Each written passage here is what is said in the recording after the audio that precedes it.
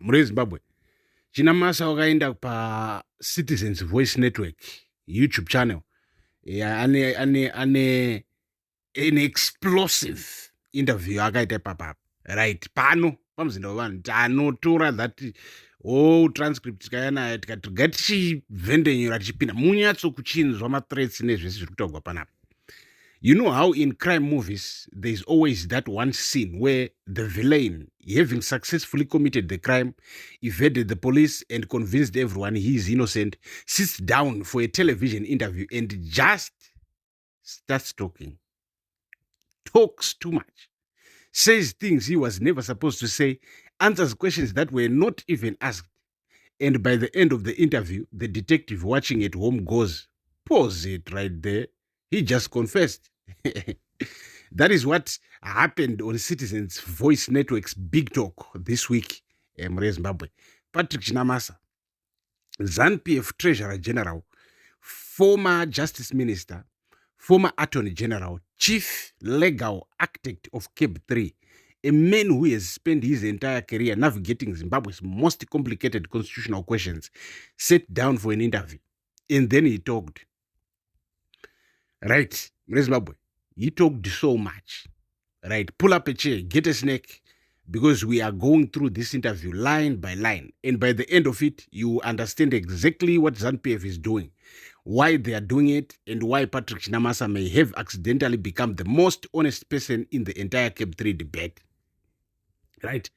First, who is Patrick Chinamasa, and why does his mouth matter? Zimbabwe. Before we get into the confessions, let us establish why this man's words carry constitutional weight. Patrick Chinamasa is not a backbench MP who stumbled into a microphone. This is the man who served as Zimbabwe's Attorney General, who served as Justice Minister, who has spent decades inside the legal architecture of the Zimbabwean state. He currently serves as ZANU-PF's Treasurer General. He is one of the most constitutionally literate people in ZANU-PF's senior leadership, which makes everything he said on Citizens Voice Network this week even more extraordinary. Because when Patrick Chinamasa says something about the constitutional meaning of CAB 3, he is not speculating. He is not repeating part talking points. He half understands. He is telling you what the people who wrote this bill actually intended. And what he told Citizens Voice Network's Big Talk audience is frankly one of the most damning self-indictments in Zimbabwean political history. Let us go through it, Zimbabwe. Right? Confession number 1. We changed our minds because a referendum is too expensive. Let us start with the flip, the reversal. The U-turn so dramatic it would give a driving examiner a headache. In 2024, Chinamasa was adamant that proposed constitutional amendments should be put to the people through 2 separate referendums, a position he publicly defended at a party conference in Bulawayo. At the time, he argued that citizens must directly approve changes to the country's supreme law. 2024, Patrick Chinamasa publicly defended a referendum. The need for a referendum was actually confirmed by Chinamasa himself as former Attorney General and ZANU-PF Politburo member before the current CAB 3 process got into motion. So, Zimbabwe has it on record from his own mouth before any of this started, a referendum required. And then CAB 3 was gazetted, and then the lawyers ran the numbers on what a referendum would cost. And then, on Citizens Voice Network's Big Talk, Chinamasa sat down and explained his new position. What I envisaged in 2024 was that we are going for a full 3rd term, but the lawyers in the Attorney General's office came up with a better route, less costly, to be honest, because a referendum is very expensive. We are extending for 2 years. 2 years is not a term. Chinamasa, we are quoting him directly, right? 2 years is not a term, Zimbabwe. This is the legal argument, the constitutional justification for the entire CAB 3 project. The reason why 16 million Zimbabweans do not get a referendum on their constitution. Because 2 years is not a term. Therefore, extending by 2 years does not trigger the referendum requirement. Therefore, ZANU-PF can quietly move the goalposts by 730 days without consulting anybody. If you steal someone's wallet and only take the cards but leave the cash, is that not robbery because you did not take everything? But here is the part that Chinamasa apparently forgot was a public interview. Chinamasa has said the 5 years, which would become 7 if CAB 3 passes, will not count as a term limit. That means the 7 years can be extended again by Parliament in 2033 without a referendum. Oh. Zimbabwe, read that again. Listen to that again, slowly.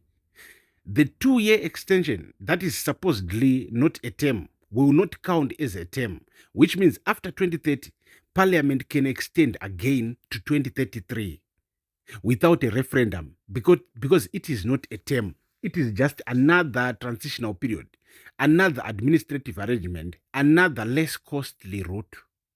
There is no 2030. There never was a 2030. Chinamasa just told you on Citizens Voice Network that this project has no end date.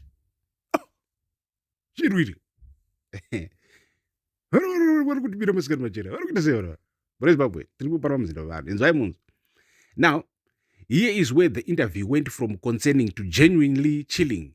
The host pushed Chinamasa on a simple, reasonable question. When were the Zimbabwean people, the grassroots, the ordinary citizens, ever consulted about removing their right to directly vote for the president and handing that power to Parliament? And Chinamasa, the former Justice Minister of Zimbabwe, looked at the camera on Citizens Voice Network and said, to be honest, those are not the most important issues of the day. There is no such thing that everything you must have a vote of everybody. No such thing. Chinamasa, we are quoting directly. There is no such thing that everything you must have a vote of everybody. There is no such thing that everything you must have a vote of everybody. Say. You are the former custodian of Zimbabwe's Justice Ministry. You are sitting on a YouTube program watched by Zimbabweans who have been beaten at CAB 3 hearings, arrested for opposing the bill, whose elected representatives were recalled by letters by Chabangu. And you are telling them that their right to vote for their own president is not the most important issue of the day. Section 67 of Zimbabwe's Bill of Rights guarantees every citizen the right to participate in all national elections and referendums. All national elections. That is not a suggestion. That is a guaranteed constitutional right. It is in the document that Chinamasa swore to uphold when he took public office. And he called it unimportant on camera, on Citizens Voice Network, in front of the people whose right he was dismissing. Zimbabwe. Confession number 3. ZANU-PF should tell people what to do. Zimbabwe. Right. Apparently, the big talk interview had no natural stopping point. Chinamasa went further. ZANU-PF should tell people what to do. He declared. Not inform, not consult, not persuade. Tell. We did not go to war to have half power. Some people died during the war and some people sacrificed. Chinamasa. He said, invoking the liberation struggle to justify a political party directing 16 million citizens on how to think about their own constitution. Family. The liberation struggle was fought specifically, explicitly on the historical record to end a system where a white minority government told the black majority what to do, where people had no vote, where participation in governance was not a right but a privilege granted by those in power. And Chinamasa sat on Citizens Voice Network and used the sacrifice of liberation war heroes to argue that ZANU-PF should now tell people what to do. Right.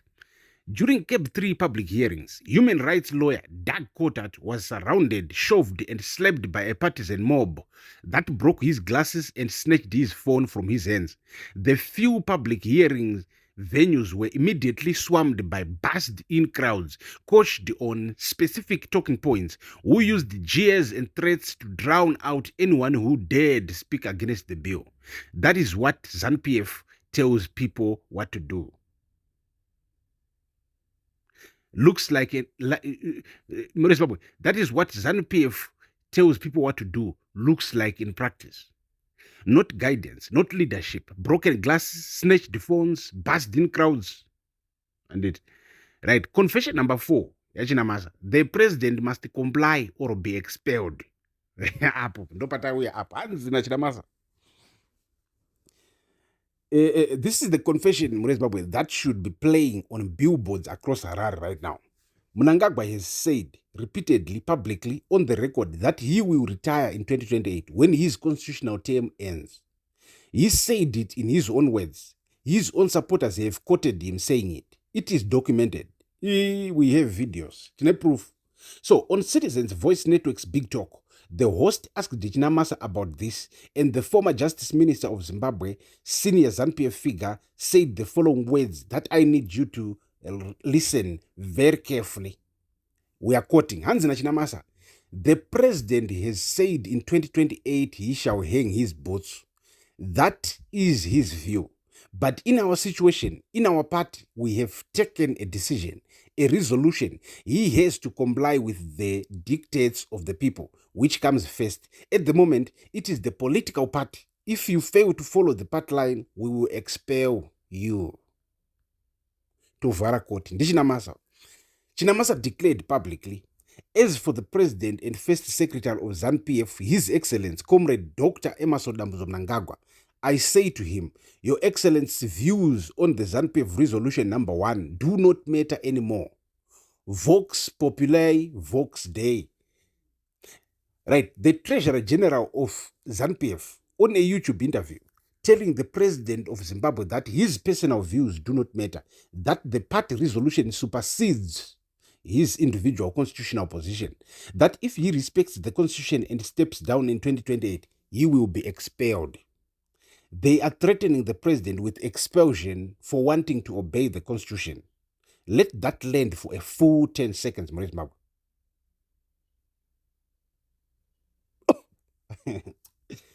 The Supreme Law of Zimbabwe says a president serves a maximum of 2 terms. The president apparently wants to comply with this, and his own party's Treasurer General went on Citizens Voice Network to tell him, comply with the constitution and we will throw you out of the party. This is not a constitutional amendment process. This is a hostage situation, and the hostage is the constitution itself. Right, Zimbabwe. I'd be confession number 5. Right. Women's rights is an unnecessary expense. Chinamasa. Anyway, right, we cannot close this broadcast without addressing the moment that made every woman in Zimbabwe and the diaspora snap their phone shut in disgust. CAB 3 proposes to abolish the Independent Zimbabwe Gender Commission, the institution specifically mandated to protect and advance the rights of women and gender minorities. When the host asked the Chinamasa to justify scrapping it, he said, Gender Commission is about human rights. This was an unnecessary expense to set up a separate independent commission to deal with a set of rights only pertaining to women or gender. They are losing nothing because the Human Rights Commission is overall in charge. Unnecessary expense, Zimbabwe. The institutional protection of half the population of Zimbabwe, described as an unnecessary expense by the men whose government spent over $500,000 on a luxury jet to fly to Belarus in secret, whose parties connected businessmen buy luxury cars worth millions and give them as gifts on social media, whose administration approved a $3.6 billion road contract that produced no visible road. But the Gender Commission is the unnecessary expense. Meanwhile, at CAB 3 public hearings, women who attempted to speak against the bill were shouted down, intimidated, and in some cases physically prevented from making submissions. The commission designed to protect women is being scrapped. The women it was designed to protect cannot even speak at public hearings without being assaulted. And the men on Citizens Voice Network is describing the whole thing as a budget rationalization exercise. Ha! Zimbabwe. Mafanis. But anyway, bottom line, Chinamasa gave Zimbabweans everything it needed. Right? Patrick Chinamasa walked into a Citizens Voice Network's Big Talk studio this week and handed Zimbabwe the four most important political admissions of the entire Cape 3 crisis, all in one interview. One, we are avoiding a referendum because it is expensive and we would lose it. 2, your right to vote for the president is not important. 3, ZANU-PF tells the people what to do, not the other way around.